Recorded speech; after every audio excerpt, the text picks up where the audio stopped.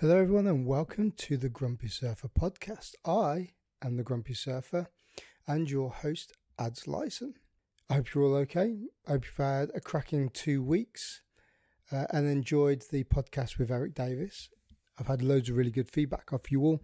Yeah, he's been telling me he's had some really good feedback from that podcast too. You guys are absolutely awesome, so thanks for tuning in every episode.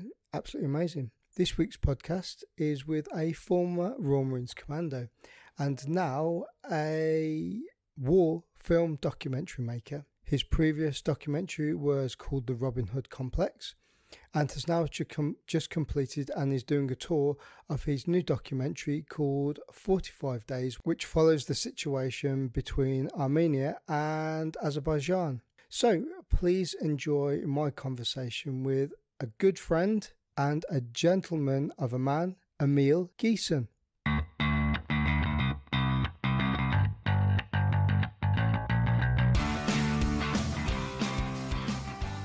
Emile Ghessen, welcome to the podcast. How are you? Cheers, yeah, thanks, all good. What have you been up to? Just travelling the world, avoiding COVID. Avoiding COVID, and you've been promoting your new documentary coming out, 45 Days. Yeah, 45 Days, which is now out. Is a documentary about the war between Armenia and Azerbaijan, where end of 2022, end of 2020, I'm losing my days, a war broke out in the Caucasus, and I went out there to film for my third feature documentary. So yeah, it's been over a year in process, and we just finished the US tour, Canada tour, and a London tour. Just theatres and just people coming along watching the film. Been following your escapades over socials, and it seems like you've been having a pretty good time with it, as well as going to see lots of different places. Some of the most prolific and high profile places, like in Hollywood and yeah. We were lucky enough. We premiered in Armenia and Yerevan, but then when we went to USA, we premiered in the Chinese theatre. So we've done actually 2 screenings in the Chinese theatre, which is an iconic place. Star Wars premiered there, and 45 Days was premiered there. So for me as a documentary filmmaker, it was awesome, and we sold it out in 36 hours. And to sell a documentary out off the Chinese theatre was immense, really, because especially in COVID times, people weren't going out to the theatre, and we managed to just fill all the cinemas that we'd done across the whole West Coast, East Coast, and then sell out tour in Canada. What do you think that was? Is it because of sort of to do with the nationalities of people that they're interested in it, or was it to do with like the advertising that came with it? It's a combination. The main one is because we'll talk about it in a bit, I suppose, is the war. The documentary 45 Days is about the Armenian and Azerbaijan war from the perspective of the Armenians, and there's millions of Armenians living throughout the world known as the diaspora, and the biggest concentration of them outside Armenia is actually in America. So when it came to the documentary, a lot of them wanted to come along to watch it, to support, to see what went on in the homeland, because there's obviously a lot of fake news at the time. And Armenia actually lost the war, so it's very emotional for them to come. So yeah, that's the main reason we're selling out cinemas. And knowing that is people supporting, people want to support independent films, so people coming along. And the film talks about the injustice, what happened to the Armenian people. So towards the end of the tour, as more people finding out about it that were non-Armenian, they wanted to come and see, especially people from the black community, because obviously the Black Lives Matters movement was massive, and a lot of them were seeing an injustice from another group of people, so they were coming along supporting it. And just a lot of awareness and through marketing. Yeah, I watched the documentary last night. I know I told you that I was going to come to London to watch you lied. it. I did lie. I saw quite a few other bootnecks went down and watched it, didn't they? Yeah, but from the core, a lot of guys come along and support all my films. So all my documentaries, we've done cinema releases. So yeah, a lot of bootnecks have come along to support. It's really good to see, especially must be a feel good feeling for you as well to have those people that you've served with and you talk to, whether it's over socials or you live by, that come and support you as well as all these other people as well. Yeah, but the main thing about bootnicks, they always want a discount. They always want like a mates rates, and it's like you're supposed to be coming along to support me, not asking for free tickets. But yeah, bootnicks come along, they always want to go for wets afterwards. So it's always good to see bootnicks there, because it's like where it all started was from the core. Do you feel that's a pretty cool thing as well? Because I know a lot of people that leave the military and the one of the things that you hear that they say the most is that they miss the camaraderie and all that sort of thing as well. So do you find that's kind of a good sort of like mental stepping stone with you, because you can almost step out of it into civilian life, but then you're kind of stepping back into it when all the lads are back together? Yeah, it definitely is like you say, when people leave the Corps or the military, they get very disconnected with their day-to-day life. Not only that, their mates who are still serving, their life goes on. It's like a train. You get off at a station, that train keeps going.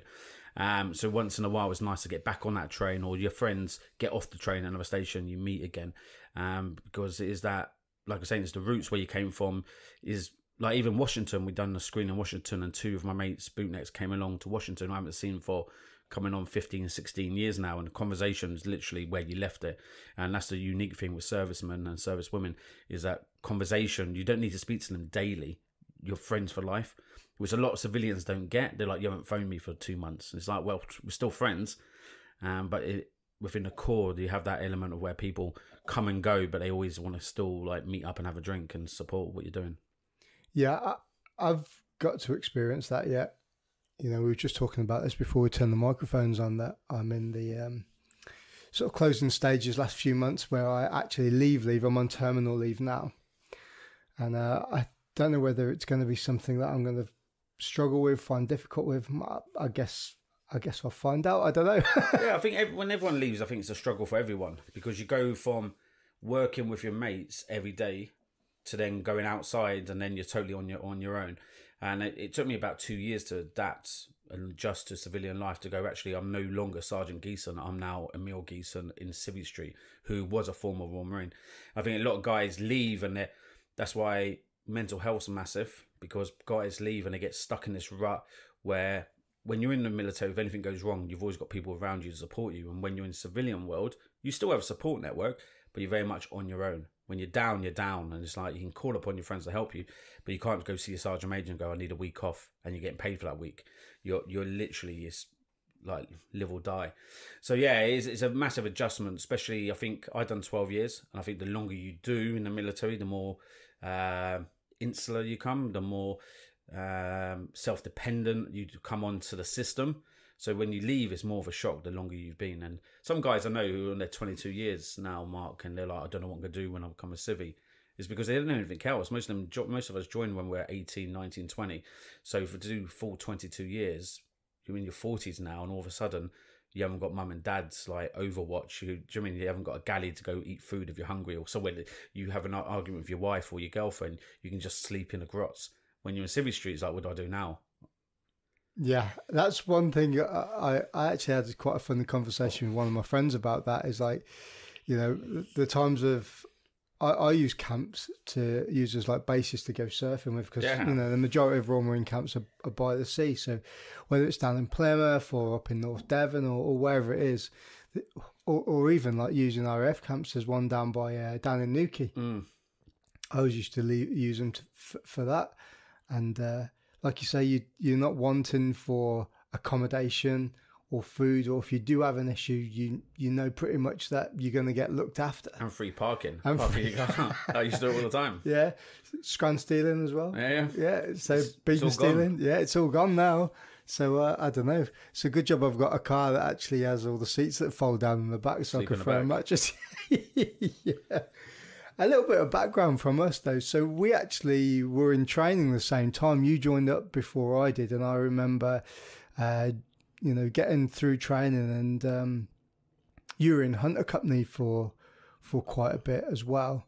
And then as we left training and passed out, we were kind of like not simultaneously following each other, but you know, you went down the anti-tank route, and so did I. So, you know, let's talk a little bit about, you know, where you grew up and why you actually joined the military. Yeah, so I grew up in London, in central London, and moved to North London, and then I always wanted to join the Corps. Well, but the problem I had is my eyesight. I've got really bad eyes. I'm minus 6.5 actually. So I wear contact lenses. So most people don't know I've got contact lenses in. So I wanted to join the Corps, and I thought my eyes are too bad. It's below the thing. So then I had braces, and I thought I really want to join the military. And I know I can't join the Marines, so I thought I'm going to join the Navy. So I went to do the test to join the Navy. And then the guy said a joke in the careers office, and I smiled, and he goes, you wear braces? And I go, yeah, my teeth. He goes, yeah, you can't join the services if you've got braces on. He goes, you have to wait till they come off. So I was like, okay. So I went back to college, continued doing my A-levels, and I thought, well, I'm just going to apply for the Marines. I'm going to try it. So I went, done the medical, and when I'd done the medical, do you know, like the old boards in opticians where it's got the big A at the top and all the letters? I memorised it. So then when he goes, do you wear contact lenses? I like, yeah. He's like, take your contact lenses out. So I took my contact lenses out, and then he's like, you read the board? And I couldn't even see the big A. So I memorised it all, and he's like, you do it backwards? I was like, backwards. So I'm like memorising what it was. So he's like Z, C, da. He's like, yeah, your eyes are good. Put your contact lenses back in. And so I passed the medical. So yeah, I do recommend people to cheat once in a while. So yeah, I passed that, done my PRMC, then got into the Corps, and then I joined training in June the 12th, 2000, and that's where the journey started. And I never had a problem with my eyes ever, because I wear contact lenses all the time, so it's never been an issue. So it's really weird, isn't it? They put these constraints in for like eyesight and hearing and I know loads of people that are colourblind. Yeah. And I know loads of people that have got super bad hearing before they even join up. I mean, mine's degraded as time's gone on because, you know, of having machine guns and being blown up a few times and stuff like that. So it's going to wear on your ears a little bit. But, you know, I'm deaf as hell now, yeah. Yeah, people have got worse hearing than I have. And that's before they've even started. I guess, like you say, it's only cheating if you get caught, right? Yeah. Which I nearly did actually in training because I had to go in and get for your respirator, for your gas mask, the lenses inside. And so they had to do another eye test. And then I luckily managed to like cuff that one to get through that. So I had lenses in my respirator that I couldn't even use. So I just, once again, just used my contact lenses always. How did you find joining the Marines? Was it everything that you expected it to be, or was it very different? I knew it was going to be hard, but what my training team used to call the wide boy, always got something to say for myself. So it was a bit of a culture shock. The fact is that you're in the big boy world, that everything you do has consequences. So, but yeah, training for me was quite hard because in a sense, I wouldn't say physically hard, but I would say just mentally, you're away from home. Even though I enjoyed being home, I was in the cadets, I was in the scouts, I was always away like as a youngster. But the fact is that, like I was saying before, is that everything's on you. That if you fuck up, it's coming back on you. And knowing that when you're in training, it's collectively. If one of you fucks up, you all fuck up. And you used to be a PTI after you left, so you know full well about thrashing everyone for the sake of just one person. So is that? But then that's what builds you. You become part of a team. You then realise that you're not an individual anymore. You're part of a bigger picture. And I think very much so that training is training. And years later, I went back as an instructor with recruits, and I enjoyed it because you see it for what it is. Limpston is a process of 32 weeks, whatever it is now, to get you from A to B to go to commander unit. And commander unit life is nothing like Royal Marine training. It's just it's a means to an end. And the famous phrasing that you'll get banged out in a unit if you've done that never happens in a unit. People don't just get banged out for like any stupid little thing like they tell you in training. So there's a lot of fear factor about when you do go to your command unit. And when I passed out of training, I went straight to 4-5 command up in Scotland. So you couldn't get any further from London if you tried. So then went up to 4-5, done an Afghan up there, 2002, Jacana. Then I moved down to 4-2. That's where you were. You were in M Company, weren't you? And I went to K Company.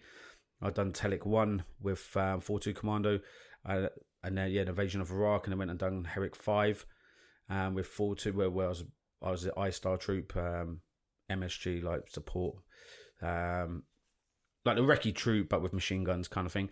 So we had a good tour, and then after that I went on a training team at Limpston for a bit, year and a half, and then I went to 40 Commando, where I'd done another Herrick, which was Herrick 12 with 40 Commando Alpha Company. And then during all that, I went off and done to RAF St. Morgan's to do the resistance interrogation course to become an interrogator, which I thoroughly enjoyed. And then when I got to about 2012, which was my 12-year mark, I was ranked with sergeant. I decided I've done everything I want to do. There's nothing more. I could see there was a lot of bullshit going on, especially in the seniors mess, where you become part of the system more. As a corporal, you could be a bit more voiceful if things are wrong. When you become a sergeant, you've got very much toe the line, because you're on first name terms with the RSM. who's like, make it happen. So very much I was like, do I want to stay here? I'm at that halfway point. Do I stay and become one of these old crusty sergeant majors, or do I leave and do something new? And at the time, maritime security was kicking off. People were earning a lot of money, the temptation of that. And I was just content with my service. And I was like, right, it's time to go. Do you ever look back and think about your times in Afghan? Because it's quite prolific for me. And, you talk about Jacana, and Jacana doesn't seem 20 years ago. It seems like 5 minutes ago. And I've got photo albums upstairs, of pictures. What were you, Zulu company or X-ray? I was in X-ray company. Yeah. Oh, you were with Jules, weren't you? Yeah. Jules Marin. Yeah. So I was, I did my tanks course, anti-tanks course, and then literally went straight up to Scotland and got put into X-ray company, but I didn't get put into an anti-tank troop. I got put into one of the general duties sections, which so happened to be with a guy called Dave, who was a mountain leader. And I was in his section, and the majority of the time we were off basically doing like the forward recce's, because he was an ML. There was 6 of us in his section. There weren't like the 8-man section. No, what was his name? Dave Taylor. Dave Taylor. Yeah. We spent the majority of the time off doing like recce's and stuff for like landing sites, and if we were going off to another position, we'd go off first and do it, come back. So I wasn't really heavily involved with that, and I just remember seeing the lads. In fact, do you remember Andy Grange? Yeah. So Andy was my first recruit troop instructor, and he hated me with a passion. Just every single day was, you're never passing out of training, and I'm going to kill you. One of them guys. So every single day, no positive reinforcement. I was just told I was shit every day. Which just probably was. It's right. It's probably right. But I just remember we went and did a landing site for the unit to come in when we first flew into the mountains. And he was with a GPMG SF section. And he was carrying like all this heavy kit. And I just had a Daysack and my rifle and my weapon, and that was it. And one of the bosses goes, right, you need to take the GPMGs up that side of the mountain there and set up a bit of overwatch. And I just remember looking at him, and his head dropped down and his shoulders went down, and I was like, yes, motherfucker, get up there. So like I was GD until I'd done Jacana and Telic 1 as GD, and then done my tanks after that. Oh, okay. But on Jacana, I was one of those guys. I was GPMG SF team for MST, for Whiskey Company. So I know full well like what he must have been going through, walking up all them hills with all that equipment. That like the only creatures on Earth that carry their home on their back are tortoises and snails, and the others are Royal Marines, because the amount of equipment you carry on your back, which is not physically possible. But Jacana was hardcore, the amount of weight we were carrying up their mountains. And no wonder we couldn't keep up with Al Qaeda or the Bin Laden trail and everything, is because we were just too slow. We just had so much equipment. We weren't doing like strike ops, quick in and out, because the only time we did go light was when we backed up Australian SAS when they got bumped massively. We went out, and in the end we were collecting rainwater for water. We ran out of food because there weren't a resupply coming in. It was a bit of an epic. So yeah, it's like, do you carry too much stuff or do not? And it even got to the stage where Sergeant Major was like checking people's equipment and going, right, 1 toothbrush between 2 men is because you need to cut down on weight. It's like, I'm carrying here like over 1,000 link, with 7.62. I've got mortar bombs, I've got this, got radio batteries, got food. I don't think a toothbrush is really going to like cane it too much. But yeah, it was hardcore Jacana with the amount of weight we were carrying. The one that broke the camel's back was when they said, right, you need to cut your roll mat down in half. Oh yeah. I was like, well, how is a foam roll mat going to cut your weight down? It was ridiculous. Yeah. No sleeping bags. Yeah. No sleeping bags. Just bivvy bags, getting them in there. I remember digging the shell scrape at the top of this mountain with this other lad, and we had no warmers kit. It was really warm in the day, but at night it was freezing. Like it was almost like snowing, and you just curled up like spooning each other just to retain some warmth. It was a run. You're never getting closer to a man again. Yeah, it was a very good mountain training that one though. Yeah, but like you say now, it seems like a lifetime ago for me, really, Jacana. Do you mean even there's memories coming back now that I haven't really remembered for so long. Because I think when you're in the Corps and you do a lot of ops, like a lot of people say to me, "Oh, do you remember this as a child?" I was like, I don't have many memories of a child. Not because I had a bad childhood, I had a great childhood. It's because you do so much in your adult life that your brain's like a hard drive. There's only so much information it can hold. So yeah, stuff like Jacana and that slowly moves to the background, and all things like from Iraq, if it's slowly moving backwards because we're doing so much more in your present life. Shit, I just hit the microphone, waving my hands around. So yeah, it's tough like to remember them. Like you say, in photo albums, I'd love to see your photo albums afterwards actually, because it just jogs memories of things that you saw, people that you've been with. Even names, I'm getting very forgetful on names because I just meet so many people now. It's like, oh, do you remember such and such? I'm like, who's that guy? And then it's like, you're good friends with me. I was like, oh yeah, and it triggers them. So yeah, because being like in the Corps you have so many memories from it. How did you find the transition between all the different ops? Because Jacana was very much a mountain-based warfare. You then went to 4-2 Commander, so you were involved with the invasion of Iraq, whereas I was involved with the support of special forces up in the Al Jazeera desert by Syria. So we had two very contrasting ways of looking at that conflict, and then you've pretty much done exactly the same as I have. Herrick 5 was very kinetic. Yeah, very kinetic. Like contact every other day pretty much through the whole of the 6 months. Amazing. And then Herrick 12, I mean, that could not have been a different kettle of fish to the rest of them as well. Yeah, no, all the ops. So this is the thing. This is when I decided to leave. It's because all the ops I'd done were brilliant ops for their own little way. And I say it brilliant in the sense that some people listen to this will go, yeah, but people died on them. How can it be brilliant? It's like, well, anyone who served on these tours, well, majority of guys will say, no, I had a good time because I was doing what I was trained to do.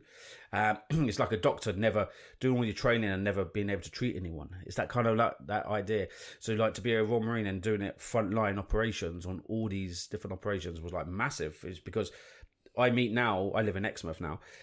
So when I am home, I see guys who are still serving who've done no operations, and they just like, they look at guys who like us who have done operations and quite kinetic ones. And to them, it's like, we want to do that. And I say to them, be careful what you wish for. It's exactly what I say. Because even now, I go to war zones like as a filmmaker, and I've seen war throughout my whole adult life, and I was like, be careful what you got. But I did have a good time when I was serving. I wouldn't change that for anything. I don't support the reasons we went to Afghanistan. I don't support the reasons why we went to Iraq now. At the time I did, but I still wouldn't change them days. If people go, can you turn the back clock? And I go, well, no, soldiers are soldiers. The military is the military. We don't get involved in the politics. If we could go back in time and change the politics, yeah, I would change the politics, but I wouldn't change how we fought the wars that we were told to go and fight, because we did it the way we should have. So yeah, no, I enjoyed my tours. And like the invasion of Iraq for me was very quick. We landed on the Al-Four Peninsula very quickly, and then worked all the way up to Basra. So I think that took us about just 2.5 months, 3 months.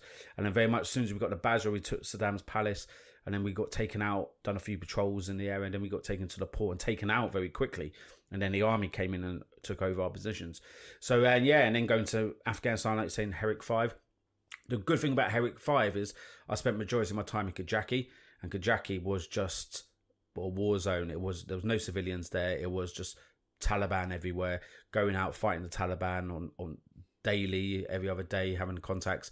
But there was no IEDs, and that's what made it great. It was someone shot at you, you then go down, okay, boom, top section, 200 meters, rapid fire. Then you go into your plan to do a section attack, and I was a corporal then, and I was a team leader.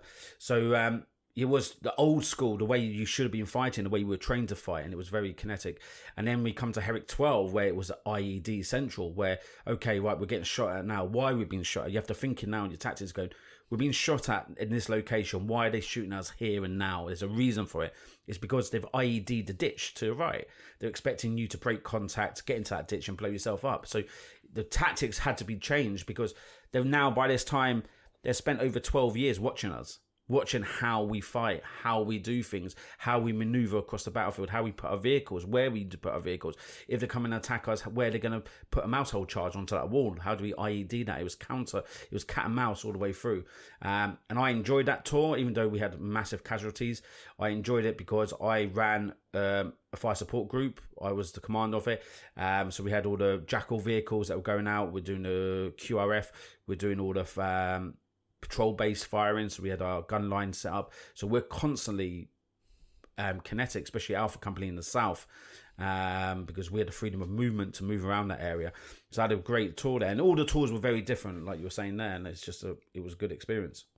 I think it's quite funny when you look at it on a personal development sort of plane where, you know, we were all Marines together, then we were all corporals together, like on training teams and stuff. And I'm talking, you know, Tomo's been on the podcast 3 times now. Three times. Yeah. Struggling for guests. And, you know, we talk about different things, but it's all everything's very evolutionary. And the people that I get in here have always been sort of like around the same time and done the same sort of things. And it's quite interesting for me to get different perspectives of different things, because, you know, you were with Alpha Company, Tomo was with Delta Company, I was with Bravo Company, and we're all in different places doing the same thing, but we had different areas of interest. Well, yeah. Which was really cool. Like you say now, on 12, you're with Bravo Company and you're very strict on your movement because the IEDs in that part of Sangin were terrible. Do you mean? And we were spread out a lot. So your patrol bases were spread across the 611, wasn't it? And then you had Delta Company, it was in Kajaki first, and then you started doing like the mobile ops groups, and then they came to Sangin last minute. So they had a different tour to what we all had as well. So, and then Charlie Company had a different tour because they had the commanding officer who was based there, so he was a bit more restricted on what they could do. So yeah, it was, even though you're in the same area and you're hearing like different radios going on, you're still fighting a very different war because of what's going on there. And knowing that is because Sangin was a shithole. In the sense, I in Herrick 5, I don't know if you went to do Operation Silver right at the end, where we went into clear Sangin with the 101st Airborne. I got Kazivac. Oh, did you? Yeah, I got blown up. What a loser. Oh, were you in a Viking that got hit? No, I was in the first Wimmick that went over an anti-tank mine and blew up. Yeah, I was, my Wimmick crew got Kazivac. No way. Yeah. So, well, you missed out then on a great op. No, we just went into Sangin then late at night to just push out with the 101st to clear Sangin, and we thought, oh yeah, Sangin's now taken, now we can go home. And then obviously in 2010 we all go back to Sangin. So yeah, and it's just a hotbed for the Taliban. The Taliban wanted to hold on to Sangin. And this is what's going on now, is the fact is that all these areas that we were fighting for in Afghanistan are now back under the control of the Taliban. How do you feel about that? What was your first sort of like feelings of it when it came over the news? Well, I was in America at the time, so I was promoting 45 Days and doing a tour. So a lot of the people that I know in America, Americans are different than Brits when it comes to foreign policy. Brits are a bit more critical of our own foreign policy. We're more critical of our government. Americans are a bit, let's call a spade, stupid. They take things at face value. So they saw Afghanistan very differently to how I saw Afghanistan, especially ones who didn't fight there. That everyone was asking me, what do you think about Afghanistan? I was like, what do you mean? What do you want? To continue wasting lives over land that we're never going to do anything with? We were very much an occupying force. And the way I look at it, and the fact is that if we weren't there, would there be IEDs? Will children and civilians be blowing themselves up if we weren't there? No, the Taliban only put IEDs to fight us. So if we weren't actually there, would these people live in more security? And the fact is, even though we were very, very much going out and trying to help the local population, we really didn't achieve much, especially in areas like Helmand Province, which are the arsehole of any country. Well, it's not just that. It's not just that it's the arsehole of the countries. It's that far removed from like Kabul and and Kandahar. It's that far removed from there that technology hasn't reached there. These people are very much not Neanderthalic, but almost like cavemanic, so to speak, where they get on with their day-to-day lives. They live in a mud hut, but they don't know any different. Are they happy? They probably are. But then when we come in and we're trying to westernize and tell them, you need to do this, you need electricity, you need that, well, you know, they're just living to their means like everybody would, really. Yeah, but if you think about like what happened there. So obviously 9/11 happened. We went to Afghanistan looking for bin Laden, destroying Taliban training camps, hunting down Al-Qaeda. Very much quickly, the emphasis then changed to Iraq in 2003, weapons of mass destruction, which we all know was a total and utter lie. And then from after 2003, it was very quickly like, we need to go back to Afghanistan. And then very quickly in 2006 is where the Brits started building Camp Bastion, because we got tasked with Helmand province. And you got to think, what was our real mission in Afghanistan? The mission was to rid it of Al-Qaeda, destroy the training camps, and look for bin Laden. Taliban really wasn't their agenda at the time. The Taliban was seen as supporters of bin Laden, so they were on the map.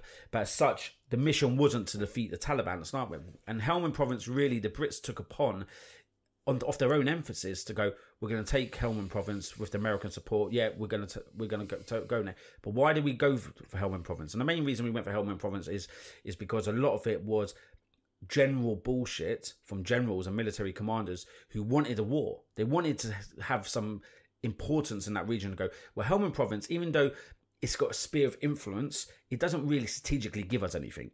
It's a lot, like you're saying, it's people living in mud huts. So why were the Brits so intent to take that area? Why would the Americans give it to us? Because the higher command wanted to have a war. They wanted to prove themselves as leaders. Because strategically, Helmand province didn't offer anything. Yeah, the Taliban were using it to roam around, using it as their launching bases and stuff like that. But really, the battle wasn't there. The main security was Kandahar and Kabul, really, that we needed. So I think it was massive mission creep why we got into Helmand province. And even in 2010, when the Americans took over from us, is because we didn't deploy enough men to Helmand province. We couldn't sustain it. We had patrol bases which had 4 or 5 men in. 4 or 5 men in a patrol base. Imagine the Taliban now knew there was only 5 men sat in that patrol base. It's crazy how we survived for so long there. And not only that, we were killing a lot of people. We were killing a lot of Taliban.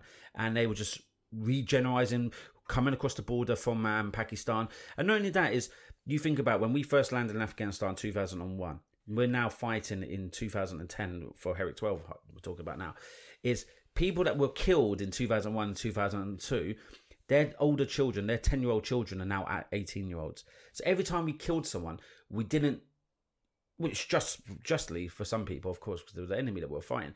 But what we're doing is we're creating more enemies. By people that were more sitting on the fence going, actually, yeah, I don't mind the Brits and Americans here, actually, they might change something. All of a sudden, you kill their uncle. You've now created all their cousins, all the brothers, all the sisters now turn against you. So I think what we were doing is counterproductive in the sense that we're killing a lot of people, but then making more enemies. It was making it more harder for us. The counterinsurgency operations need to be long-term, as in we're talking decades, to implement here. And it was very hard to do counterinsurgencies. Operations. The Americans don't understand counterinsurgency at all. The Brits, we do it very good. And then, as you probably remember, courageous restraint, we got told, which came down from the Americans about courageous restraint. And what that was if you see someone who's shooting at you, maybe he's having a bad day, do you really need to kill him? And that's what they were implementing and go, And it's like when you talk about areas like Sangin, there is none of that. That everyone who is shooting at you is a bad guy and you need to shoot back. So our commanders very much were hell-bent on courageous strength. Think before you shoot. And I told all my troop, I was like, don't even get them 2 words, which are oxymorons, get them out of your head. And if you see someone with a weapon and lies in threat, you've got the right to engage. And I was hearing on the radio young lads with different commanders who were going, I've got 2 men sneaking up to our patrol base with AK-47s. Have I got permission to shoot? And I'm like, getting to that stage of men's lives now in danger. Our men's lives in danger because they're now confused on what the rules of engagement are, because we've got one guy who's a troop sergeant, I'm going to name him, but he was more content in what the commanding officer wanted rather than what his men wanted on the ground, and it was putting men's life in danger. So I think very much is we were looking for an exit plan in Afghanistan. The Brits, we left before the Americans, but when the Americans pulled out, they just pulled that vacuum, and the Taliban, who aren't as strong as people think they are, but they had just built that momentum and took Kabul very quickly. And it's a shame, of course it's a shame, but I don't think we had a long-term plan. We didn't have a long-term plan in Iraq. We didn't have a long-term plan in Afghanistan. And I think the Brits and Americans don't have a long-term plan anywhere. I think I was very frustrated when it came across. And like I said to you at the very start, I'm not politically driven. I don't follow politics, don't follow policies of any other countries, let alone our own. I have my point of views because, like I said before we turn the microphones on, I'm I don't need that negativity in my life. You're all about the surf, aren't you? Yeah, I am, mate. I follow current affairs, but I'm not like embedded in it. I won't sit down and have hour-long conversations about, why we should implement this and why we shouldn't. But when the Taliban flew into Kabul within days, I was quite angry. It was almost like a roller coaster of emotions for me. I was like, it was inevitable, no doubt. Whether it was, last year, 10 years time, it was inevitable. That it's their country. It's like, Red Dawn. If the Russians invaded this country, eventually they're going to leave, and then you just carry on. And that's just kind of the way I saw it in my head. But I was very frustrated in the fact that I was just thinking about the things that we'd done and the ground we'd been over. And it was just a little bit like, you always knew subconsciously that it was just kind of pointless. It was all really pointless. But like you say, when you talk about it and you say it was fun and you enjoyed it, it was fun. And contacts and being in, I was in some really heavy situations, literally super close. Yeah. Rounds bouncing off your sandbags, rounds bouncing off your vehicle. Yeah. Yeah, in close proximity of the Taliban and whoever it was who had another weapon that were trying to kill you. I was in some really, really close situations. But all that's really done for me in my life is just, we're going to use this classic cliche, it's just been a character builder. Yeah. It's made me the person to the way that I think and my personality now. Now, if I hadn't have done all of those things, maybe I wouldn't be like I am now. But at the end of the day, it's gone, it's in the past, and there's not a great deal we can do about it, really. No, and the way I look at it is tours, which were generally 6-month tours of duty, were survival. It was, okay, we're here on day one, we've got a rough end date, we just need to stay alive for these 6 months. And of course, within that 6 months, we're going to do everything we can to protect the local population, to try and help them however we can. But very much, I saw Afghanistan and Iraq very much like that. It was just it's a job. And I think a lot of guys' mental health deteriorates because they get too emotionally connected to what's going on. I struggle with emotions in general. It's just who I am. But I see operations like, right, we're here, 6 months time, we're going home again, and the next guys are going to come in here. Of course, like I'm saying, we do what we can, but ultimately it's policy, it's foreign policy that's going to change what's going to go on in this region. And I thought, I'd fight in, we're not changing anything. And I knew that very early on. So when I was in America and everyone's going, oh, what do you think about Afghanistan? I was like, what are we going to do? Send another 60,000 troops there? Boys coming back in body bags. Then people start moaning, why has our son's been blown up? Why has our son got PTSD? Why is our son dead? It's like, what do you do? How do you sustain it? And I look at, because I'm very political, I look into politics. This is what I do now with documentaries and stuff like that. It's like, where do we go? Where is the end state? What is the end state? And like I said, we didn't have a mission in Iraq and Afghanistan. It's like, do we just keep needlessly pumping men in there? However, I don't support how Biden withdrew very quickly. He pulled out very quick. And not only that, he told the Taliban he was going. So what happens is our partners, the Afghan army that we've been training for years, were sat there and go, the Americans are going in 2 months' time. What's going to happen to us?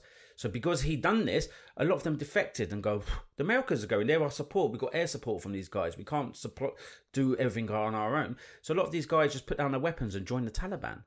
And that's where the momentum came. They go, look, the Afghan army's fallen.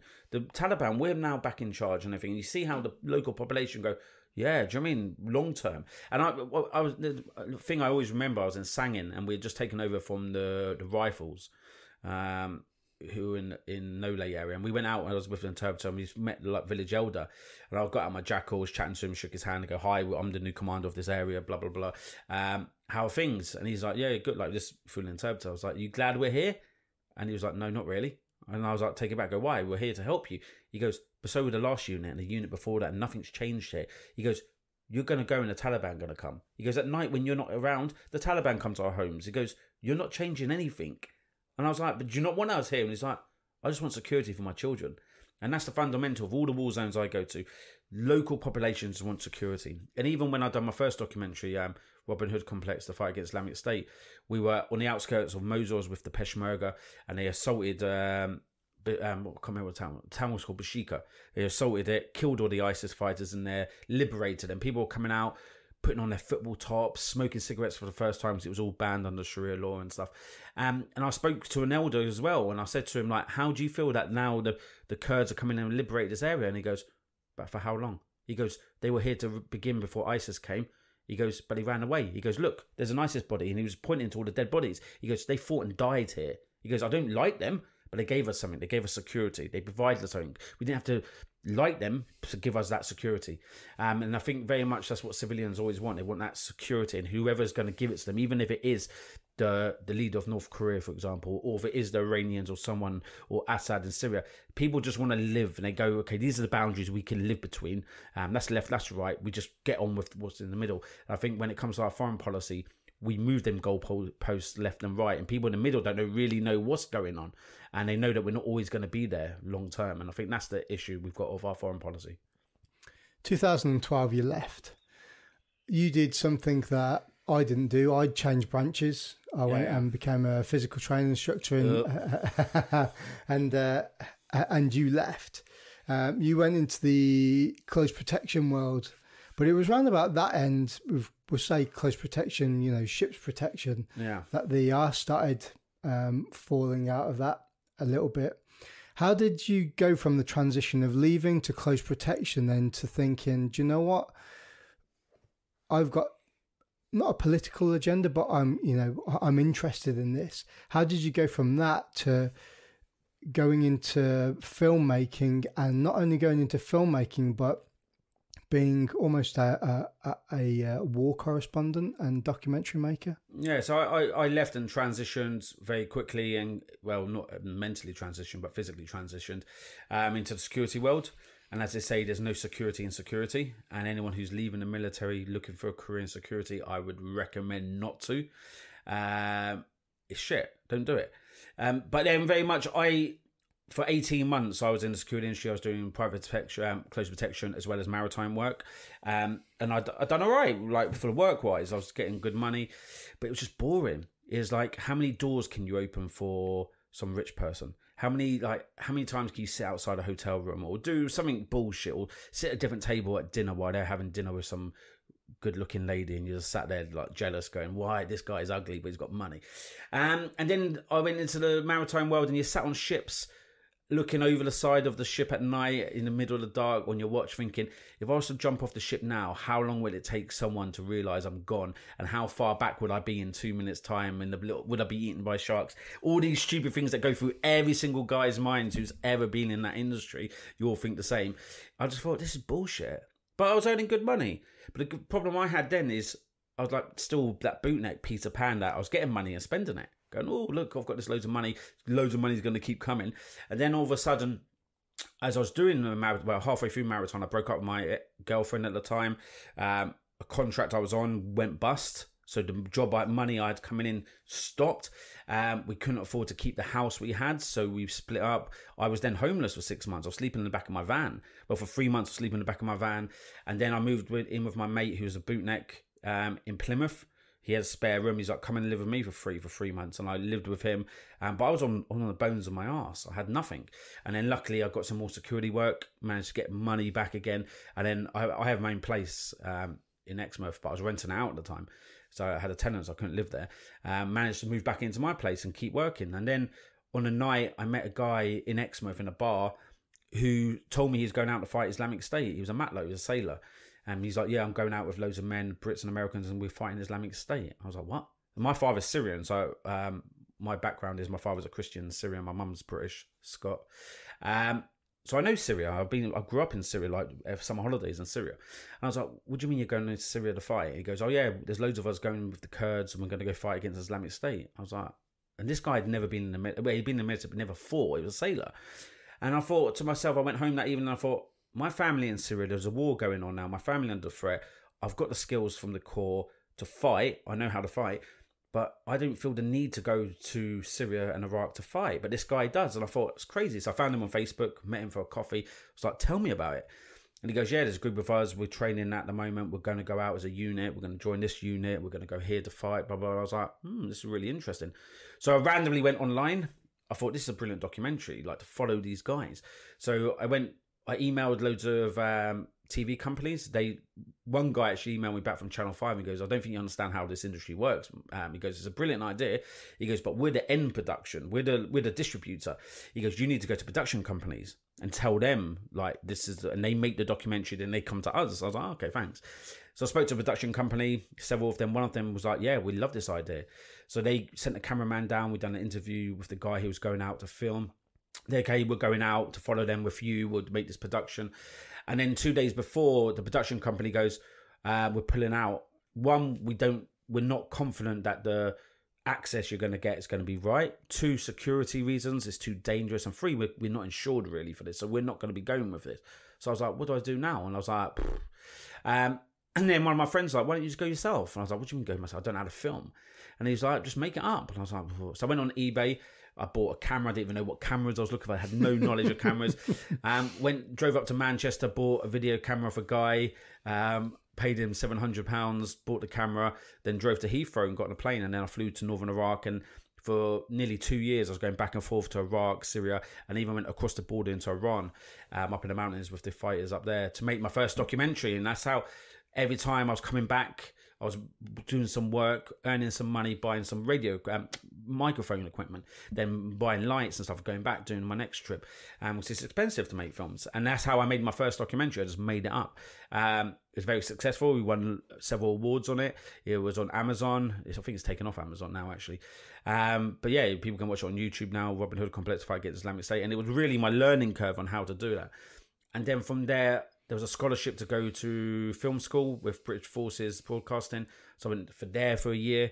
And then we had to do work experience for 2 weeks on the course to make a documentary as well. They said, oh, you got to make a documentary. So I was like, okay. So like, where are you going to do your work experience? I made up some production company. I'm good at making things up. I made up a production company and they go, oh yeah, I'm going to Ukraine with them. And they're like, okay, off you go, but don't go to the front line. I was like, yeah, I'm not going to the front line. So I took all the film equipment from school and went and started making my second documentary about the war in Ukraine, about volunteer fighters from there. And that's generally how it started and passed out of training for film school, presented by Prince Andrew. Gave me a nice certificate, Randy Andy. And then from there, I've just been continuing doing the film work, working for other production companies, doing bits of work. And my last project, which was being the biggest one we've just done, which we were entered into the Oscars. We unfortunately were knocked out of the Oscars a couple of weeks ago for 45 days. And really, that's a whole year project. I do long-term projects, so they're quite labour intensive and expensive.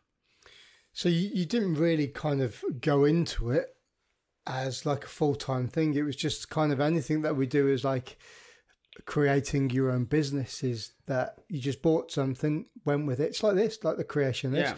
And in fact, you're the reason, not the reason, you're the person who gave me all the advice to do this, because you had your own podcast at the moment called... I started doing it. Don't argue with stupid people. Yeah, which I stopped doing the podcast. I need to do it again, actually. I might just nick this one and chuck it on. Do it. Just make out as though I'm interviewing you. Yeah. But yeah, no, it's because it's any business. Like, you're setting up your own business now. And I think very much is people expect to have, especially when you're in the military, because especially as a Royal Marine, you're elite of the elite. Your guys are very positive. They're motivated to do things. And I think when you fail at things, people very quickly pick you up for failing. They go, oh, you failed there, you fucked up there. And I fucked up so many times. I've failed on so many. I've done a story on the refugee crisis where I went to Turkey and followed refugees on the boat, went across to Europe. Yeah, I remember that. I've done a story working with the Sun newspaper, and they got called out for being a fake story. And then I was the fall guy, and I got told that you lied, you're a lying journalist. And that affected me massively. But then people pick up on that and go, oh yeah, you're that guy who done that, who got told, caught out for lying for the Sun. I'm like, well, hold on a second. You don't know the ins and outs of the story. Secondly, I've made 3 feature documentaries. Why don't you talk about my good work rather than my negative? And a lot of people want to point at the negativity and go, oh, you fucked up there. They want to call out because they feel better about themselves. And I'm like, well, hold on a second. Why don't you judge me on my good work? Yeah. But, and very much quickly is that in the world that I'm in now, that you need to be, it's a roller coaster. You'll be times you'll be down and be times you'll be up. And that right now I'm on an up because we've just done a massive successful launch of 45 days. But I don't know if my next project is going to be a down. We don't know that because that's the whole world of being self-employed. And like you're saying, you're starting up your own business. It takes time. You can't expect to just open your doors and you're just flooded with people and you're just massive success. It takes time to build up that credibility. It takes time for people to word of mouth. And that's what my filmmaking work is very much now. And like, I live in Exmouth because my son lives in Exmouth. He's nearly 14 now. But really, there's nothing for me in Exmouth. There's nothing here for me at all, other than walk my dog, go for my coffee. Really, work-wise, I could do stuff online. But I need to, for the work I do, I need to be interacting with people. And like being in America was massive for me because I'm sitting down with producers who've made like The Final Destination, meeting the guy who does the franchise of the Marvels and stuff like that. So you have to be in people's face to get that connections. So you have to be in it to win it as such. But I think many people struggle when they leave their forces because they're not, being a Royal Marine, you don't expect to fail because you're always around people that are very positive and keep you up there at the same level. And if you are dropping back, it's like doing a speed march. When you start hanging out, there's always someone there to push you forward again, to get you back in there. And when you're out in civilian world, there's no one to push you back in there. Well, sometimes there is, but majority of the time there isn't, to push you back into the block, to get back up to the front. So we do fail, and a lot of people don't want to fail. And they feel fucked up there. And there's nothing wrong with failing. And that's what a lot of people don't understand is, you're going to fuck up. You're going to say something you shouldn't say, or you're going to do something you shouldn't have done, and you learn from it. It's not a failure. It's just, it's educational. You've done that. I'm not going to do that again. I've learned from that. I'm going to change it to adapt and do something better. And I think too many people look at failure as it's a bad thing. It's not a bad thing. It's life lessons. We all fail in things in life. And I think that's the main thing that I've taken away from my filmmaking world is that you've got to get used to the word no. I've got this brilliant idea. I've got this idea for a film. You interested? No. You got 99 people going to say to you no, but you just need that one person to go, yeah, actually, I like that. Tell me more. And that's what it comes down to, is that in business, a lot of people don't want to accept negativity, but you've got to just roll with it, and you've got to have thick skin. How do you find the adaptability of having that background experience in a combat situation to just exchanging your rifle for a camera and being in situations where normally if there's a firefight going on, you're literally there, you'd have a rifle and you'd be involved with it, as opposed to you've now got, a green battle bowler on your head with a black bit of CBA that says press on it. Yeah. And you're there going, we've got rounds coming in, there's mortars landing there, and you're giving sort of the background feed for what's going on as opposed to be involved in it. Did that help you a lot? I love it because I can hide. So when rounds are coming in, I can hide. I can get my head down rather than have to look out and see where the enemy are coming from. I remember when I was on the outskirts of Mosul, filming for the first documentary, we got ambushed badly, and I was with two other journalists in a shell scrape, and I just had my mobile phone on a selfie stick. And I was like in this ditch, and I was like, I'm not going to get out of this ditch. ISIS are all around us. The guys here, the soldiers with, are just useless.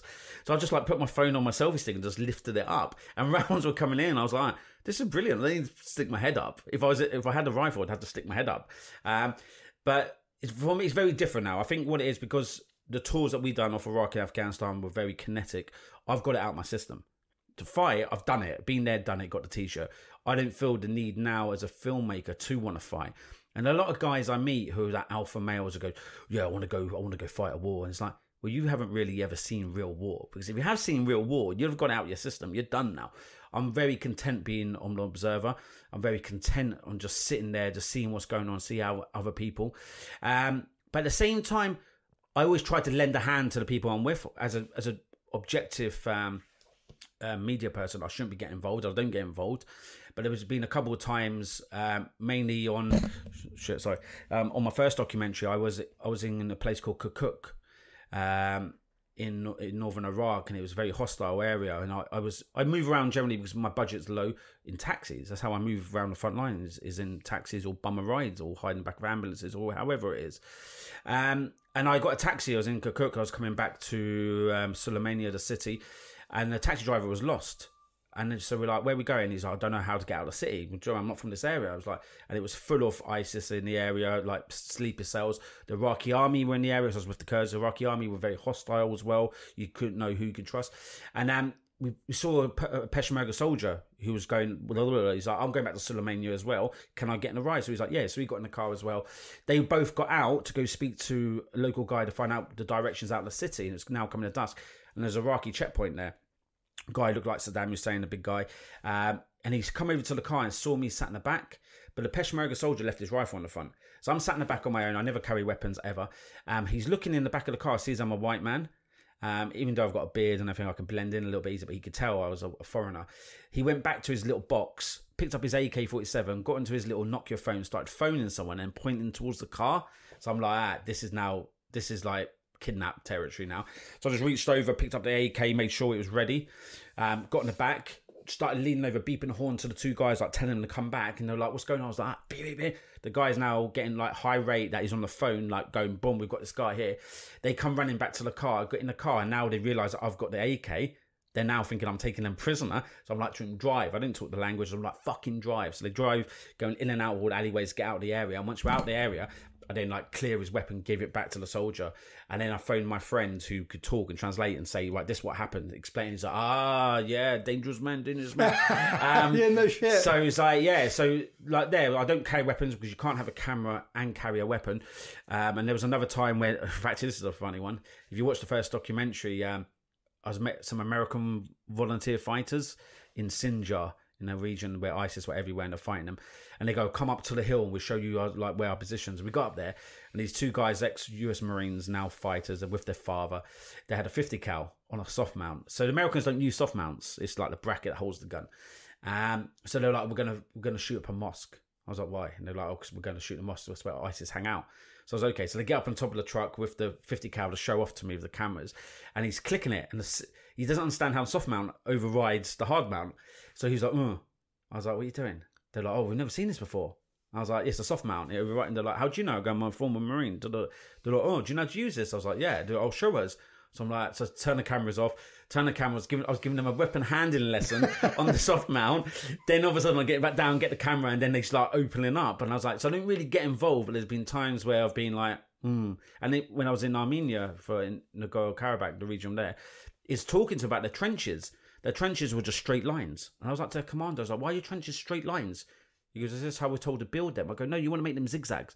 I go, if a bomb lands or round lands, it's going to go straight down. You need to make it zigzag to give you that protection barriers.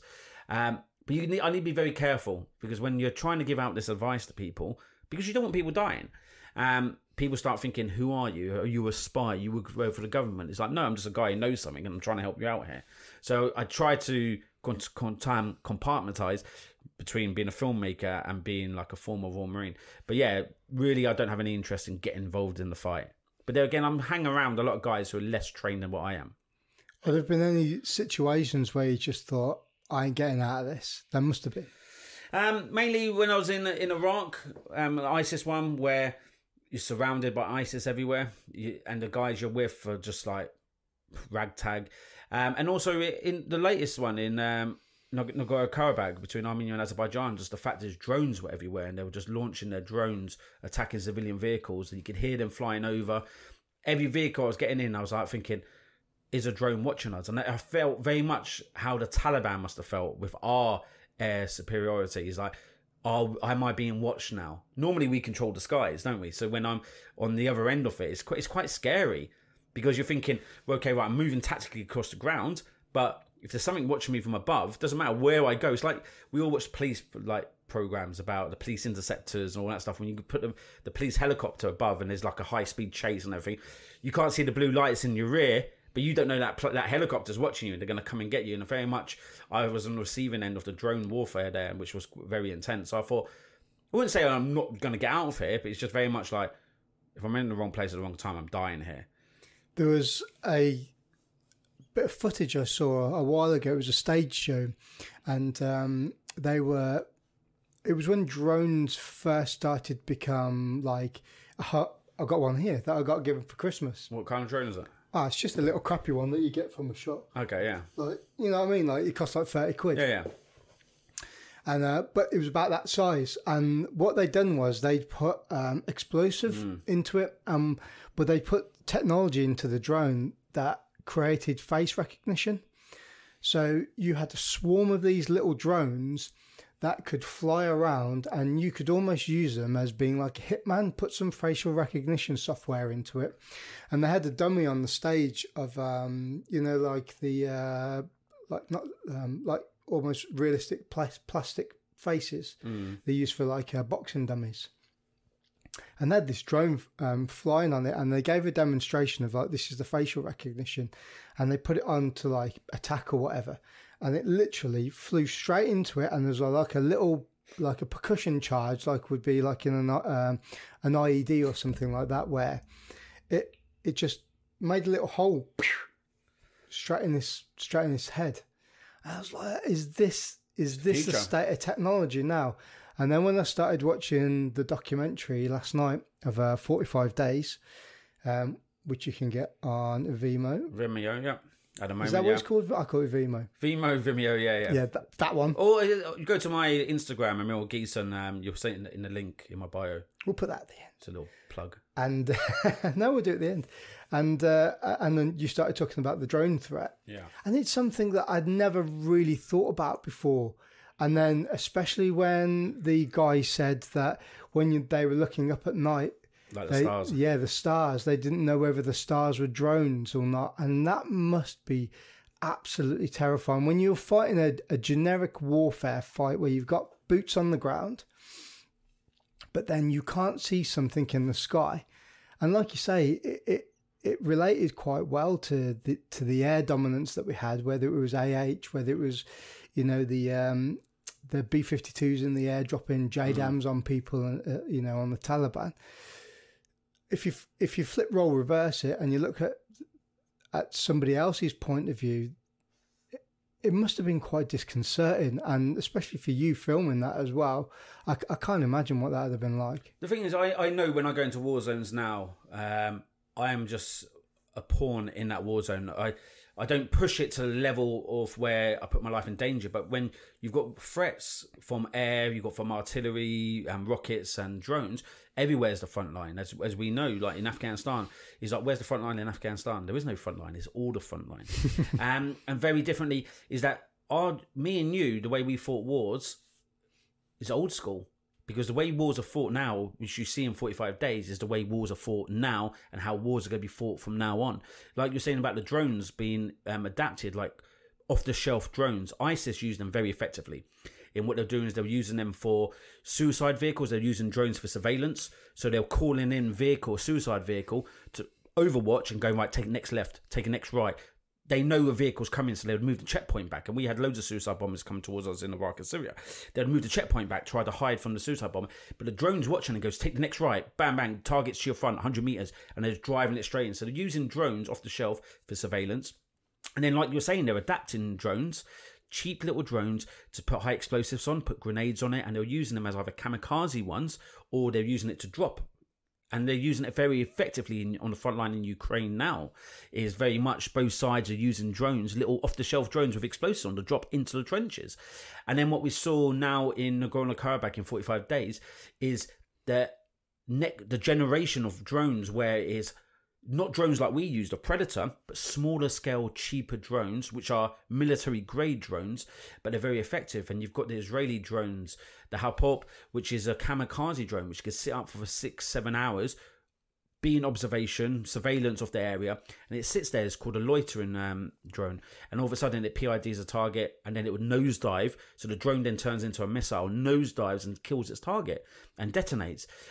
So this kind of warfare is very different. The fact is that you've got people hundreds of miles away sat in a control box, nowhere near the front line, sat there doing PlayStation. They're playing PlayStation. My son, who plays Call of Duty, very similar. He's calling airstrikes in, and that's what it is now. Wars become very depersonalized, and I think that's very much is the future. But also, what we're seeing now is swarms of drones. This is the new adapt on how they're going to do it. It's cheaper scale drones that come in swarms. So 5, 6, 7 plus drones coming in and boom, taking out a military unit very quickly and effective. Not just one drone, it's a combination of drones. Since the war in Nagorno-Karabakh between Armenia and Azerbaijan, is all militaries around the world have done lessons learned from it, because countries watch other wars to see how they can adapt and change. Main battle tanks in that war were really not effective at all. It's because the drones were taking out main battle tank. It's like, what do? Do we spend $20,000 on a drone, or do we spend $2 million on a tank that could be taken out by this $20,000 drone? So very much the way people move across the battlefield is going to change. It's going to become very more robotic. And so drone warfare is the new future. And even the Royal Marines now, you see the guys looking all Gucci with their little drones, flying them up there and stuff like that. It is the future. It's because if you can fight a war which body bags, your men aren't coming back in body bags, it means public opinion doesn't change on the war. It's like, okay, we're fighting a war, but we're fighting a war in Afghanistan, but no boys are coming back to Wootton Bassett. Okay, yeah, well, who cares? The war's going on. So very much militaries are looking for a lethal force without actual putting men's life in danger. Of course, men are going to die in war, but you can minimise that for your forces, and drones are the way ahead. Where did the idea of 45 days come about? Like, how did you get onto it? Because obviously the war started quite quickly. There was a build up to it. So how did you get the tip off? So whenever it comes to, like, even now, what's going on, whenever there's a war going on, there's civil unrest somewhere, I always get people messaging me on social media going, "Are you going to go cover this?" And I'm like, when I get these messages, I think to myself, how much money do you think I have? I self-fund all my projects, or I get raised money. So it's like, if you're going to give me an idea where I can get the money to support that project. I'm happy to go anywhere and do anything as long as I can afford it. So when the war, obviously, COVID was going on, there was lockdowns going on. I was doing a bit of work here and there, mainly editing work and graphics work. And then all of a sudden, the war in Armenia, between Armenia and Azerbaijan, started, and I saw online all the drone footage that was going on. They're very much for that war. It's both sides were releasing drone footage online on Twitter and Facebook, as in, like, it's propaganda, but they were showing a real life war going on through social media. It's crazy. So I thought, I need a new project. I don't really know much about what's going on there, and that's how I do my things. I want to know more myself. So in order to understand more, I need to go there to get grassroots knowledge. So I just looked into flights, like I always do. How much on Skyscanner was a flight to Armenia? And I was like, can I get access? What's the access process? Is anyone out there already that I could speak to? And then I just bit the bullet. I just booked a flight, got out there. But remember, it's COVID time, so very hard for travel and everything else. Am I going to get there? They're going to put me in quarantine. What's going on? I got there. I got press credentials. And then from there, I moved to the front line. It weren't as quick as that, it was easy. But within a couple of days, I was on the front line area. So yeah, just investigating. Now, to begin with, I weren't really going to make a documentary on it. I just wanted to go out and do something. I like adventures. I mean, war zones, bizarrely. So yeah, I went out there to see what was going on. I then had to go to Ukraine because I had a job with National Geographic. So I knew I had only 2.5 weeks there. So I went to Ukraine, done a job. They're looking into, like, neo-Nazis that I knew in there, helping them locate them guys. And then I done a GoFundMe account because so many my social media I was doing everything on social media, Instagram, Facebook, Twitter, updating what was going on. And like I said, because I was showing the war from the Armenian perspective, there's 2 million Armenians in Armenia, 10 million of them living out of Armenia in the diaspora. So straight away, people started following my following grew and grew quickly. It's people like, who is this British guy who's got nothing to do with this area in the war zone? He's showing us firsthand what the government aren't showing us. And then I set up a GoFundMe account and it blew up and we raised a lot of money.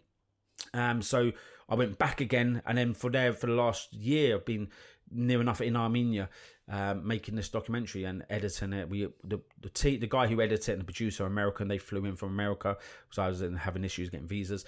So yeah, very much the money was from GoFundMe. People were very supportive for the project. Why Armenia and not Azerbaijan? Good question. Turkey aligned itself with Azerbaijan because Turkey and Azerbaijan they're like brothers, cousins, as in two countries. Like I say, my father's a Christian Arab. I'm not religious myself, but I saw the persecution of Christians during the Syrian war. I've seen it in other conflicts and what was going on in Iraq. So very much I was like, this Christian nation is surrounded by 3 Muslim nations, and to the north it's got Georgia, small population. I knew about the Armenian genocide where 1.5 million Armenians were persecuted in 1915. And I just thought, my time I spent on my first documentary with the Kurds is, the Kurds are enemies to the Turks. So I came under a lot of attacks from Turkish people going, you're propagandists, you're telling their story kind of thing. So I've seen the aggression that some Turkish, not all of the Turkey, I've been to Turkey and I've spent a lot of time in Turkey working. It's a beautiful place and people are lovely, but there is a small proportion of people that are very hardline people. So I thought when Armenia and when Azerbaijan aligned itself with Turkey, or Turkey aligned itself with Azerbaijan, I thought I don't want to get caught up in that. I don't want to get caught up in this, so I'm going to go from the Armenian perspective, which is totally the underdog here. And like I said, Armenia lost the war in the end, so I was there when they lost the war, as you see in the documentary. So yeah, that was the main reason I wanted to go from there. I wanted to show, like, it's a story of David versus Goliath. Armenia won the war they had with Azerbaijan in the 90s, but they lost this one here. And so yeah, I stand by going to that side. Some people go, well, it's only from one perspective. They go, yeah, but if I was making a documentary on Afghanistan, British troops in Afghanistan, if I don't film with the Taliban, doesn't mean it's not objective. It's just a humanization perspective. And the documentary 45 Days is a humanization perspective. It's not about all the fighting. It's not about war as such. It's about all the people. And I think that's what all my documentaries focuses on, is the human cost of war. I think the way that you put yourself across is, you could say it's controversial. But people would say it was controversial just because you're just saying what you see. And we were talking about this before, about social media, the news platforms. They're very much, whether we like it or not, they're very much dictated in the way that the news is generalized and put across to us. You know, whether it's COVID, whether it's what's happening in Downing Street at the moment, whether it's different types of war, what side we're going to be looking at. I think if you've got an open mind, like if people are listening to this can tell that you've got a very open mind to things, you want to look at both perspectives as much as you can, that if you say what you see, that can be seen as controversial more so than being biased. Does that make sense? Yeah, it's like in 45 Days is people's opinions. People are telling me what they're seeing and what's going on, and I don't really shape the narrative. I just follow people. I don't really give too much of my own personal opinion. It's about the people I'm with. But like you're saying about the media, I'm totally independent. That comes with its downfall, in the sense that you need funding. It takes a lot more work rather than work with a big production company. But being independent, I can tell the stories I want to tell, the stories that people want to tell me. As with a camera, is even like here with this podcast with you two mics, is me being here, I'm opening myself up to you. You're now coming into my world and learning, and that's very much like a camera. When I turn up my camera, people welcome me into their world for a short period of time to tell me what's going on. And when you've got these conflicts in Iraq, Syria, Ukraine, and Nagorno-Karabakh, is people want their stories told. And when you haven't got the main news channels coming in with an agenda, and you've got independents coming in, the increase of independence is massively growing now. People have got a distrust for the mainstream media, which is good for me because people like support independent work. Is people want to tell their story with a non-agenda driven basis. I don't have an agenda. I didn't go to Armenia and go, I've got an agenda here, I want to tell this story. I'm like, I'm going to find out what's going on. I'm going to then make the documentary, edit it at the end. And the mainstream media is a business, and people need to see it. Other than the BBC, who gets its money through selling products as well as taxpayers' money, is all the other news channels around the world are businesses. They only survive by selling commercials. A newspaper only sells and makes money now, not from the selling of the paper, it's from advertisement within that paper, or they do it online with a lot of clickbait. But all news channels, they need to survive, and money in all these organisations dropped massively. So what they do is they tell stories they think their audience want to hear. They go, okay, for example, West Country News, where we are now in the West Country, they'll tell stories that they think people in the West Country want to know. There's local regional news. When you then go at 6 o'clock on ITN, you go to ITN News, they sell, because they've got adverts to sell, they're going, okay, what are people interested in? Okay, they're interested in Boris Johnson and COVID at the moment. Let's tell them. And what we're seeing now is, I know very many journalists who get paid more money for telling COVID stories than they do other stories. I know journalists that were in Armenia telling about the war, and then their publisher or the editor's going, get me a COVID story about the war. It's because that sells. So they go, okay, how do we sell a story? So very much is a business organisation, and it goes in with an agenda. And we saw that. Let's move the microphone up actually because my head's dropping. We very much saw this during the war in Syria, is that all the Western media were very much anti-Assad. Not because they disliked him, it's because that's the narrative of the country. And in order to sell their news, they need to tell stories that are anti-Assad. So they are narrative driven. And I think very much what I do as independent is I don't stick to a narrative. I don't need to stick to a narrative because I don't have shareholders to appease. I don't have commercials to appease and everything else. So I can tell a story that I want. So when people go, oh, it's a bit biased, which is very rare. People don't say my work's biased at all. But if randomly some people will, mainly Turks and Azeris on this project, it's like, well, no, this is their opinion. This is what they're saying. This is what the other side are saying about you. If you want to counter it, make a documentary yourself and tell that story. I spoke to the Azeri, the Azerbaijan embassy. I said, can we do an interview to like get your opinion? They go, no, we refuse to give you an interview. So I was like, okay, cool. And they even stated if I go to Azerbaijan, I'll be arrested because I've illegally entered in territory which I weren't allowed in, they're saying. So yeah, it's humanization. And I think human stories can't be subjective. Well, it can be subjective, but they are subjective but objective at the same time, because it's someone's opinion. Well, that's a bit wrong, actually. It is someone's opinion. If you say to me about what's going on in the world, that's your opinion, isn't it? Doesn't mean it's biased. It's your personal opinion. If I go back a little bit, there's a question I asked a few people what sort of things to ask you. And there's a couple really, and the last one will kind of finish us off nicely, I think. So this one really is, when you were filming the Robin Hood complex, because it was your first one and you kind of went out to Iraq and the Middle East ad hoc, apparently you were getting quite a bit of negative feedback from servicemen, non-servicemen, people over social media, because you did a lot of stuff through Instagram stories and Facebook and all that sort of thing. You were getting quite a bit of negative feedback apparently from people saying, what are you doing? You're just cuffing this. Oh, yeah. Yeah. What was your feeling behind all of that? So that's like a lifetime ago now when I get them. No one would dare say that to me now, because I've seen like 3 documentaries I've done in war zones. But when I first went, I remember when I first went out to the Middle East for the first documentary, yeah, it was guys in their 40s, 50s and 60s who served one tour of Northern Ireland, who now think they're military experts on all wars that go around the world. And it's like we're saying, we fought wars that were very kinetic, very like Afghanistan and Iraq were very kinetic operations. So we've seen a very different war to many other people have seen. And knowing that is going back to the Middle East, is I feel like my father's from the Middle East. I've spent a lot of time in the military in the Middle East. I understand the culture a little bit better. But what people didn't understand was who ISIS were. And that's what the story was, to tell who these people are and why these men are fighting against them. So yeah, on social media, to begin with, I was getting a lot of negative remarks from people going, oh, I don't think they have orange jumpsuits in your size. You're only going to get your head cut off. What are you doing playing this? And I just tell this, whatever you do in life, there's always going to be someone that's going to try and knock you down. Close friends were like, you sure about this? I was like, I don't know, I'm just making up. I am cuffing it. And why not? It's like any business. It's a business, isn't it? I'm risking my life, of course, going there.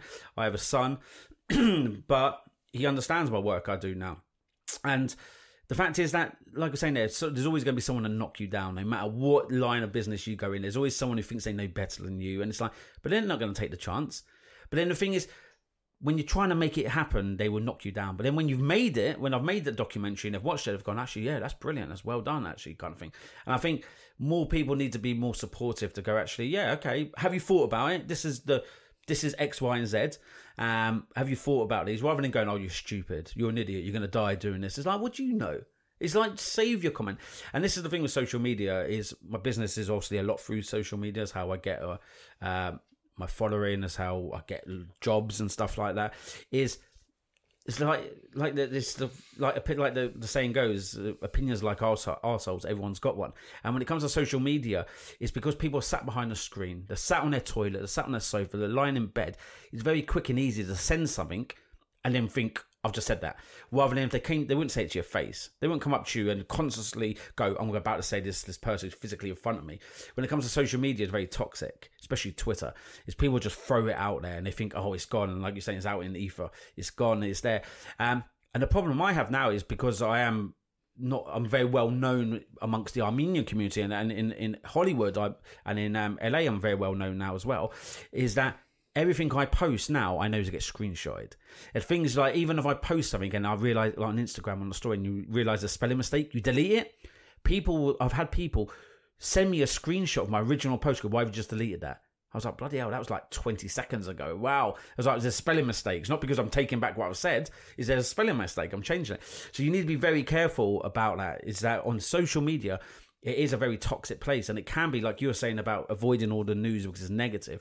Social media can be very negative. And when I was actually launching, just before we'd done the premiere in Hollywood, I'd done a podcast with some guys where we were drinking whiskey, and the war in Armenia is very political for a lot of people. A lot of people don't support the Prime Minister. Some people do. And you can say one thing and you piss off the whole population. And I've done a podcast where we're drinking whiskey. It was a 3-hour podcast. My documentary is only 90 minutes long. So this podcast was double that time. And we're talking a lot of stuff. And the problem you've got is, like, even this podcast now is what we could be talking about at this second now, whatever minute we're on now. Imagine 58 minute now. We might have spoke about it in minute 2. So what we're doing is we're talking now in 58, relating back. But what we could do is we could take out of context something I say at 58 minutes or what you say at 58 minutes to discredit you. And that's the problem we've got with social media, is people try to always look for the negative. They always try to put you down. And what they do is they take things out of context. And we see it with the media. We see it with, like, Boris Johnson. We see it with governments. We see it with Trump. People take things out of context to discredit, to suit their narrative. It's very dangerous because people don't see, like when the podcasts are done in Hollywood, is people didn't listen to the whole 3-hour podcast because that bore you to death. But they want to listen to the 40 seconds that's controversial and then form an opinion on it. So I think it's a danger. It's a massive danger. It's a double-edged weapon. But yeah, these people that are very negative, it's like, go fuck yourself. It's like, what are you doing with your sad little life? And it's not, I don't want to discredit them and put them down, but it's like, don't come into my world and try to put me down for trying to do something that I believe in. Support it. Or if you don't support it, shut the fuck up. Simple. And I think there's too many of the veteran community that try to always belittle people that are trying to do something. And I think it's their own insecurity that they feel inadequate, that they haven't done anything since they left the forces, that they just want to put you down for trying to do something. But again, it comes with the territory. Even with your podcast, you probably have people that be negative to you. It comes with the territory. If you're going to put yourself out in the public domain, you got to accept criticism. And if you take it personally, you're never going to do anything because people are always going to want to hit you down. Yeah, you definitely got to be thick-skinned. Yeah. Fortunately, if anybody does send any negative feedback my way, I just abuse the crap out of them. We'll find you. I live in Lympstone Village, and Exmouth come and find me. I'm absolutely fine with that. Then this is the thing, like I was saying, it's too easy. Like before, these people that are crazy were sat in basements. They're sat in their mum's basement just talking to the walls. Now, all of a sudden, with social media, they can come into your world. And there's so much hate out there. And I do support freedom of speech. If you've got something to say it. Of course, say it. But be constructive of what you're saying. Don't just say you're shit. Why am I shit? Tell me why you're shit. But the problem you've got is some people, because like I say, I spend a lot of my life on social media, more time than I should. But there's some people you can't reason with. Some people you try to have like you said this, so I don't support you because you've said this. Okay, cool. The reason I said this is because X, Y, and Z. They don't want to listen to X, Y, and Z. They just want to hear what they want. They've got a narrative and they're not going to change it. So like that podcast I started, which I need to continue, Don't Argue with Stupid People. That's where it came from. Is because you can't argue with stupid people. You try to change someone's opinion, or not change their opinion, but trying to educate them to your opinion. Some people aren't interested in that. We've all got friends that won't ever change their opinion on anything. They're like, no, I believe that's what. Black's black, white's white. I don't care. There's no grey. And you try to say, well, actually, there is grey because this. But some people would never change their opinion. And I think these toxic people just leave them to live in their little echo chamber. But surely that's what a conversation's about, though. You've got your opinion and your point of view, and you put that across. Somebody else has got their point of view or opinion, and they put that across. And then, you know, if you're in a bigger group discussion, it becomes a little bit more, a bit serious. Well, as long as you've got a little bit of proof behind you to back it up. I mean, it's like anything. It's like the Joe Rogan podcasts. You know, he talks about certain things and gets people on. He talks about those people. They've got their research or their evidence behind what they're saying. But then there's always a counter to that. But that's where a debate and a conversation comes from. And if you don't have your own point of view, then what's the point in saying anything at all? And that's a great point you made there. Is the problem we have now is we're so polarized now in society. And the reason I believe it is because the way social media works for algorithms. So the algorithm is your personal algorithm. My algorithm is different to yours. What I do on my phone today will change my algorithm. For example, what sites I look at and stuff is that it's all these little data points. So this algorithm goes, he's interested in this. So we're going to target him with this information because we think he's interested in it. So what that happens is now we live in echo chambers. So for example, we've seen it with Brexit, we see it with COVID, we saw it with Trump and stuff, for example. So if you were to say you are pro-Brexit, the media you're going to get, and the stories you're going to get, and the people that you're going to see on your social media are generally people that support your vision and what you believe in, your thing. Is because that algorithm thinks, oh, he likes that. Adz is pro-Brexit. So's Emile. Oh, they want to be connected, so we're going to show them each other's posts. It's how it works. So all of a sudden we now live in these echo chambers where the information we're getting is just an echo of what we already think and we believe. So when someone comes in and counters that, it's like you feel attacked. Or you're attacking me. It's because at the moment, the way I believe it is that we're not open now to criticism. People aren't open to different opinions because the way our algorithm works, the way the information that we consume now is totally changed. And like I was saying, we've seen it with COVID now, we've seen it with Brexit, we saw it with Trump, we've seen it with Boris Johnson. We see it in this world that you feel under attack if someone doesn't agree with you. And I'm totally open to dialogue. I can chat to you and have a conversation. You could be totally different to me. Okay, I don't believe what you're saying, I'm going to listen to you. Because like you're saying, that's a debate, it's a conversation. Me and you don't need to fall out over this. Like you hear about families no longer talking over the vaccine because one doesn't want to get vaccinated, one person is vaccinated. It's like, oh, we can't be family anymore, or we can't be friends. It's like, no, we can have a difference of opinion, but still agree to be friends. I think very much now society, and I think it is linked to all social media, is people have changed. Is people don't want to be, they feel attacked if someone doesn't agree with them. And there's nothing wrong with, I like it when someone doesn't agree with me because that's how I learn. If I only hear someone that reinforces my opinion, I don't learn. I'm not educating myself. I'm not hearing someone else's different opinion. And I think that's where society is going wrong. I think people need to start having more conversations. What's your drive for doing all of this? Have you got an end game, or is it just to keep creating different documentaries, putting perspectives across that wouldn't necessarily get out of there? Yeah. That's a great question. So and that's a golden question of everyone's like, where would you want to do? It's that question. It's like being on a first date and someone goes, where do you see yourself in 5 years' time? It's like, I don't know. I don't know where I'm going to be in 5 minutes' time, 50 minutes' time.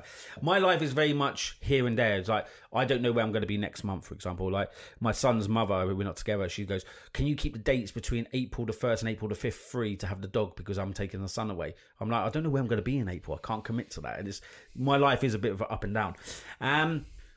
The way I looked at it, I was chatting to my producer. He's in America, and I was saying to him, who worked with me on 45 days. He goes, "Oh, what's your plans now?" And I said to him, I see like from the age of 18 to 30 was my military time. That was my military career. From 30 to 40, I see it as my documentary time. I'm continuing to do documentaries, but I see I'm now 40. 40 up to 50, I'm now going to try and transition into movies and film. That's where I want to go. I want to tell factual, true films, like based on a true story film. But so is that transition from documentaries into film director? I want to be a director. That's what I love doing, directing. So that's what I want to do, is go into the movie industry.